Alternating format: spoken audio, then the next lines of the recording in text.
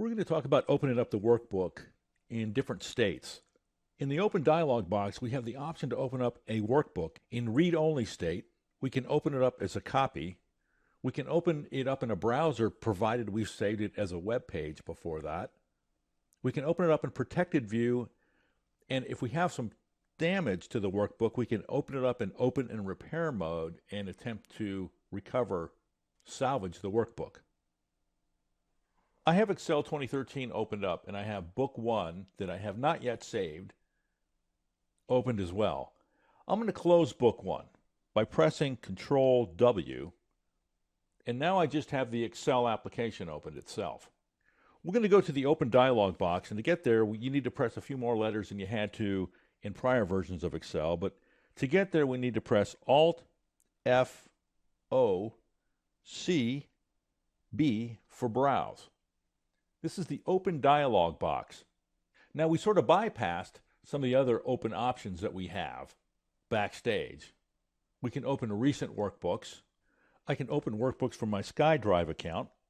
I can search the computer for a workbook that I want to open up, and I can add other places and store them here and save them that I frequently go to and that I frequently save my workbooks to. And I also have the ability to browse the computer, which is what we're currently doing. When we hit B in that string of letters, we open up the open dialog box, which is the browse function. So when we're opening up a file, after we select it, we have an option to open it up in a couple of different ways.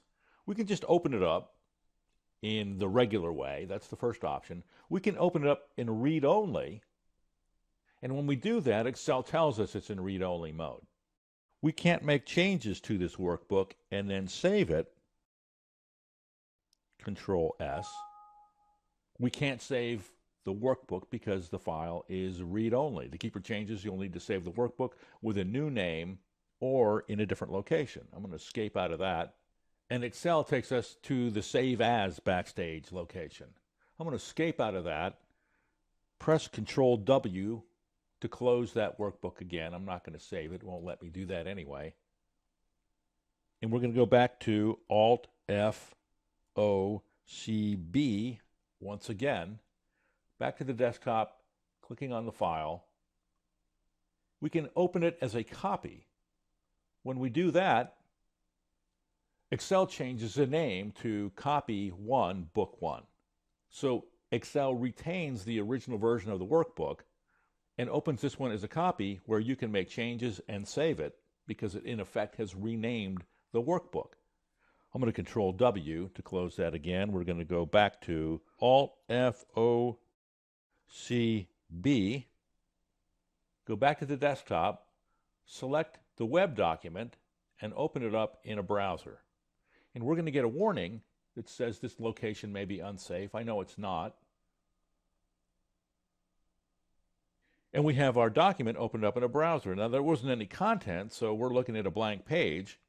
And so you have the ability to do that. As long as you've saved your spreadsheet, your workbook, as a web page, you can open it up after that in a browser. We're back in Excel again, where we're going to go back once again to Alt F O C B, the desktop, select the original workbook, and we're going to open it up in protected view. Now, protected view will automatically be engaged when you download a spreadsheet from the internet, or when you open a workbook from your email, or when you have a digitally signed workbook whose digital signature has expired. And we'll talk about digital signatures later on. When I open it up in protected view, I get a message at the top of the workbook saying that the file is open in protected view. Click for more details. And I can click for more details, and it'll tell me that the file is open in protected view. Don't worry, you can continue reading in this view. If you need to edit and you trust this file, you can enable editing. I'm going to escape to get back into the workbook, and you can enable editing by just clicking this.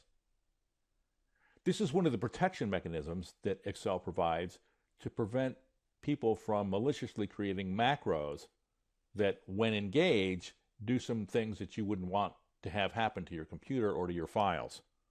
So I'm going to close this again, Control W, and we're going to go back one more time to Alt F O C B.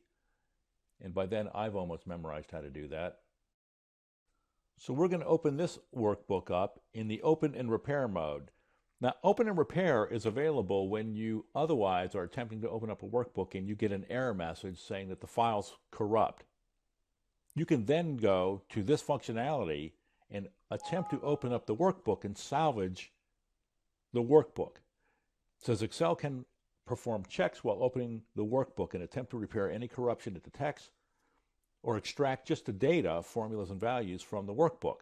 Now, I can repair it or I can extract the data. There is no data in this workbook. It's a blank workbook. So I'm going to left-click Repair, and I get a dialog box. Excel was able to open the file by repairing or removing the unreadable content. Of course, that's just a standard message because there was no content, readable or not.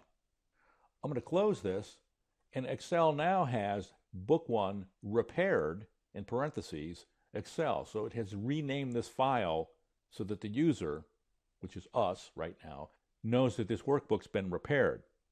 There's one other option in that drop-down tools list, Alt F O C B, and that is Show Previous Versions. I'm going to click on that, and we have a few previous versions of spreadsheets listed here. This is part of the auto-save, auto-recover functionality that Excel provides as a safety net so that you don't lose valuable work. So that's the open dialog box. We talked about the different states we can open up the workbook in, including the read-only state.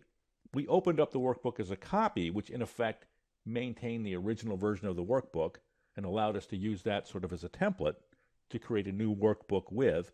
We opened up a web page in a browser, requiring that we actually save the workbook as a web page first.